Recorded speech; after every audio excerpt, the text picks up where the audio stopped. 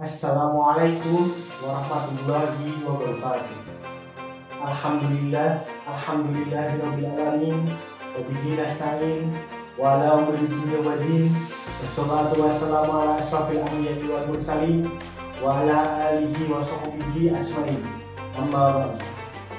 Pertama-tama, marilah kita panjatkan menjadi syukur kita kehadiran Allah Subhanahu wa taala yang telah memberikan kita nikmat iman, nikmat sempat, dan nikmat kesehatan sehingga kita masih bisa bekerja, melakukan kegiatan rutin sehari-hari.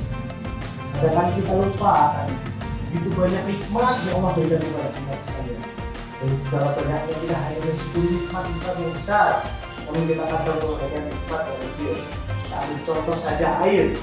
Dari air kita bisa makan, dari air kita bisa minum, dan dari air adalah awal terciptanya dari manusia. Semoga bulan yang penuh keberkahan ini, marilah kita bersyukur atas segala apapun yang Allah berikan kepada kita. Kedua kalinya, salawat serta salam semoga tetap tercurahkan kepada baginda Rasul Muhammad Sallallahu Alaihi Wasallam.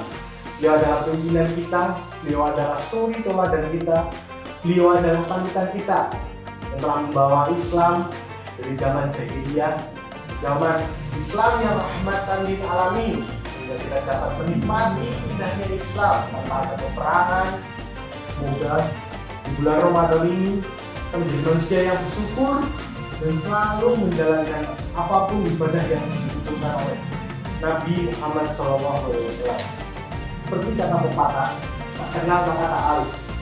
Perkenalkan, nama saya Sandy Julian Pitotogin, karyawan dari KSPTS BTM Banjarnegara Cabang Wanayasa. Bulan Ramadan adalah bulan penuh keberkahan, bulan penuh ampunan, dan bulan yang suci, di mana pada bulan ini setiap amal kebaikan akan dilipat gandakan. Rasulullah SAW bersabda dalam hadis riwayat Ibnu Huzaimah, barang siapa yang mendekatkan diri kepada Allah dengan satu kebaikan di bulan Ramadan, maka pahalanya seperti orang yang melakukan kewajiban di bulan lain. Dan barang siapa yang melakukan kewajiban, maka ia mendapatkan pahala seperti 70 kali lipat kewajiban itu di bulan lainnya. Dari di hadis di atas dapat disimpulkan bahwa janji Allah kepada seorang mukmin yang melakukan amal kebaikan sekecil apapun tanpa sadar maupun disadari akan dilipat gandakan. Begitu juga dengan keburukan. Setiap orang yang melakukan keburukan akan dilipat gandakan, baik yang disadari ataupun yang tidak disadari. Pada kesempatan yang mulia ini, izinkan saya akan beruntung sedikit tentang keutamaan sedekah jariah bulan Ramadan. Sedekah merupakan sebuah amalan yang tidak akan terputus pahalanya sampai kita mati atau sampai hari kiamat kelak. Rasulullah SAW bersabda, yang artinya, apabila manusia telah meninggal dunia, maka terputuslah amalannya kecuali 3 perkara. Yang pertama sedekah jariah, yang kedua ilmu yang bermanfaat, dan yang ketiga anak solih yang mendoakannya. Hadis riwayat Muslim. Keutamaan dari sedekah dalam hadis di atas merupakan salah satu impian dari seorang mukmin, di mana sedekah jariah yang telah mengabdikan semasa hidup akan terus mengalir tiada henti pahalanya. Namun kenyataannya fenomena di zaman sekarang, banyak sekali masyarakat yang ingin mendapatkan sedekah dibanding orang yang mengeluarkan sedekah di jalan Allah Subhanahu wa taala. Sedekah jariah dalam Al-Quran disebutkan dengan istilah kata sikoh atau sedekah, yang artinya adalah pemberian atau pinjaman yang baik. Tentunya maknanya adalah pinjaman yang baik di jalan Allah Subhanahu wa taala. Lantas, apa saja yang termasuk dalam sedekah? Ada sebuah hadis Nabi yang diriwayatkan oleh Muslim yang artinya setiap kebaikan adalah sedekah. Penjelasan dalam hadis ini menunjukkan amalan sedekah bukan hanya tentang harta saja. Harta yang kita keluarkan itu bukan tentang itu saja. Namun dari hadis ini menjelaskan bahwa setiap kebaikan atau amal kebaikan yang dilakukan oleh seorang mukmin dengan cara yang ikhlas itu adalah sudah dianggap sedekah oleh Allah Subhanahu wa taala. Ada beberapa keutamaan dalam sedekah. Yang pertama adalah dinaungi pada hari kiamat. Setiap umat muslim pasti sudah memikirkan bagaimana terjadinya hari kiamat. Gunung-gunung berhamburan, laut yang dibalikkan, hari di mana semua diluluh-lantakan, diporak-porandakan, semua ibadah dan amalan dihentikan. Dan setelahnya tinggal menunggu perhitungan amal sebagai penentu tujuan di mana kita akan dimasukkan. Pada hadis riwayat At-Tabrani, Rasulullah SAW pernah bersabda, sesungguhnya jika itu benar-benar dapat memadamkan panasnya siksa kubur bagi pelakunya, sesungguhnya seorang mukmin kelak di hari kiamat hanyalah bernaung di bawah naungan sedekahnya. Dari hadis di atas menjelaskan bagaimana naungan Allah atau janji Allah yang telah diberikan kepada kita. Semoga kita termasuk dalam orang-orang yang dermawan atau orang-orang yang sering mensedekahkan diri secara niat oleh Allah Subhanahu wa Ta'ala, sehingga kita dapat berikan naungan di hari kiamat kelak. Yang kedua, dihapuskan segala dosa. Manusia sebagai makhluk sosial tidak luput dari segala dosa, baik yang disengaja maupun tidak disengaja.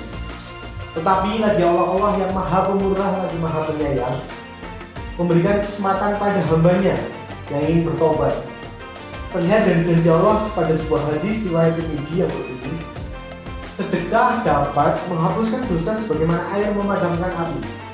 Allah sang maha pengampun dan mengampuni sebanyak dosa apapun kita.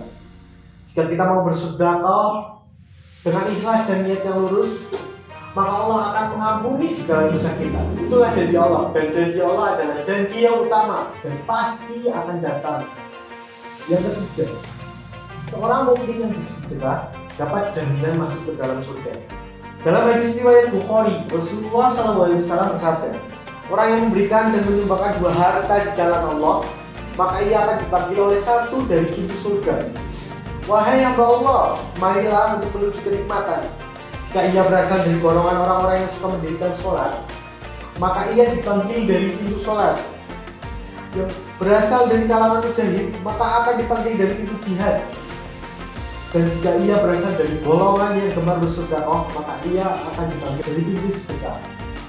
Keinginan manusia untuk masuk surga, ketakutan terhadap neraka juga menjadi cambuk. Namun dengan bersedekah, Allah Subhanahu wa Ta'ala telah menjanjikan kepada kita bahwa kita akan dimasukkan ke surganya Allah. Sebenarnya masih banyak lagi keutamaan dari sedekah di bulan Ramadan. Beberapa keutamaannya saya sebutkan tadi menjadi sebuah pembelajaran bagi kita.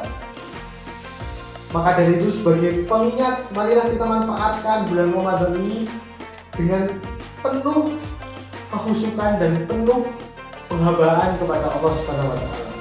Memperbanyak sedekah, terutama sedekah jariah yang pahalanya tidak putus sampai hari kiamat. Janganlah kita menunda-nunda kebaikan, karena kita tidak tahu kapan ajal menjemput kita. Bersedekah bukan hanya harta atau kekayaan kita, namun bisa dengan satu amal kebaikan yang tanpa kita sadari. Dengan berbagi, kita tidak akan mengurangi pahala kita, namun akan menambahkan apa yang telah kita berikan. Allah Maha Adil dan Maha Pemurah. Semoga Allah menjadikan kita sebagai hamba-hamba yang dermawan, memberikan kita rezeki yang berkah, serta menerima semua amal ibadah kita di bulan suci ini. Akhirul kata, semoga apa yang telah saya sampaikan bisa bermanfaat kepada saudara dan bagi diri saya sendiri. Mohon maaf atas segala kekurangan.